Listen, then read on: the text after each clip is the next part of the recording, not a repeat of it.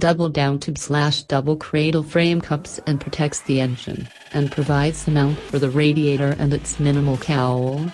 Tubular steel members make up the frame as well as the subframe, and yoke-style, steel swing arm with a rectangular cross-section finishes off this structure. The revised swing arm was lengthened to accommodate the 2-inch tire size increase as well as the increased rear suspension travel of 4.6 inches at the axle. Coil-over piggyback shocks support the rear end with adjustable spring preload. The front end gets a set of beefy, blackout, 43mm forks, which look really cool but come with no adjustment.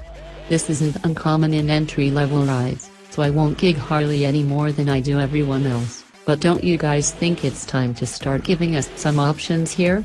The technology is available. Just saying. We've got cast, 17-inch wheels front and rear with a 120/70 up front and 160/60 on back.